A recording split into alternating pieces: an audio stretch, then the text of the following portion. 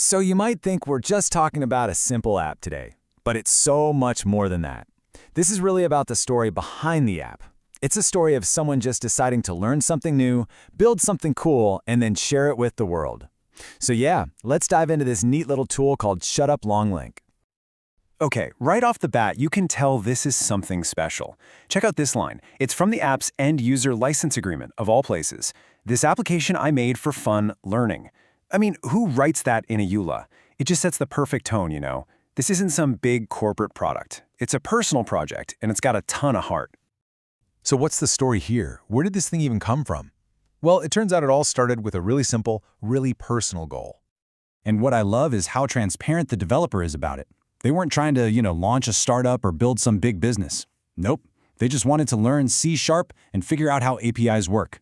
That's it. It's basically the journey of learning, but made public for all of us to benefit from.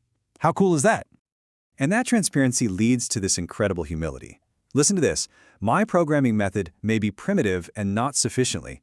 There's no ego, no grandstanding, just this really honest admission. And honestly, that's what makes the whole indie software world so great, right? It's all about the journey, not just polishing up a perfect final product. Okay, so we've got the why, the passion project aspect.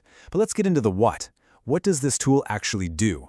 Well, at its core, it's super simple. It does one thing, and it does it really, really well. It takes those super long, messy web links and makes them short.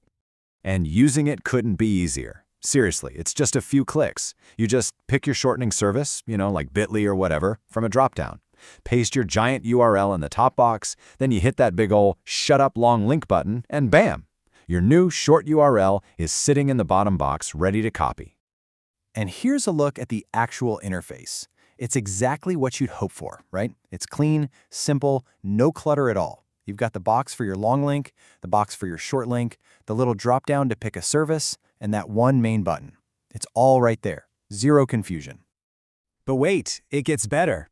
This is where the tool gets really smart. It's not just a one-off thing you use and forget. It has this killer feature that, honestly, sets it apart and makes it so useful if you find yourself shortening links all the time. Get this, the app has its own local database. That means every single link you shorten gets saved automatically, right there on your own computer. You can search through them, sort them, find any link you've ever made with the app. It's like your own personal, private, offline library of links. That's a game changer. And check out all the info it keeps for you. It remembers which service you used. It saves both the original long URL and the new short one, and you can even add a custom name or your own notes to remember what it's for. This is what takes it from just being a simple tool to a seriously powerful way to stay organized. All right, let's peek under the hood a little bit. Because beyond the main features, there's some cool customization, and you really get a sense of the developer's whole philosophy. So you can see two different screens here.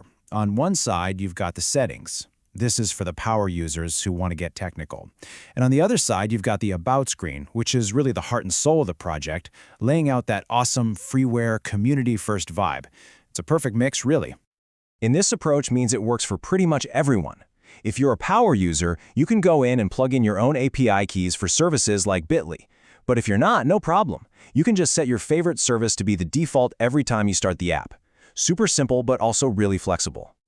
And hey, getting it up and running is a piece of cake. The requirements are pretty basic. You just need a common version of the .NET framework and, well, an internet connection. That's it. Which really brings us full circle, back to the whole spirit of this thing. It's never been just about the code. It's always been about this idea of sharing and building a community. And the developer couldn't be clearer about this. The app is freeware. They actually want you to share it, to copy it, to give it to your friends. The only thing they ask in return? Just don't remove their name. Give credit where it's due. It's a really simple, respectful deal, Now, even though it's 100% free, the creator does make it easy for you to connect or, show a little appreciation if you want to. There are links to their social media and even a PayPal option for anyone who uses the tool and just feels like saying thanks. No pressure at all, which is great. So, when you put it all together, the simple goal of just wanting to learn something, that humble attitude, the genuinely useful features, and that generous spirit of sharing, you realize this is so much more than just another app. It's a really powerful and inspiring example of what can happen when somebody decides to build something just for the fun of it.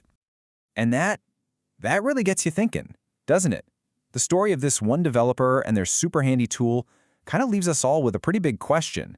So forget about trying to build the next billion-dollar company. What's a small project you could start today just for the fun of it, just for the joy of learning and making something new?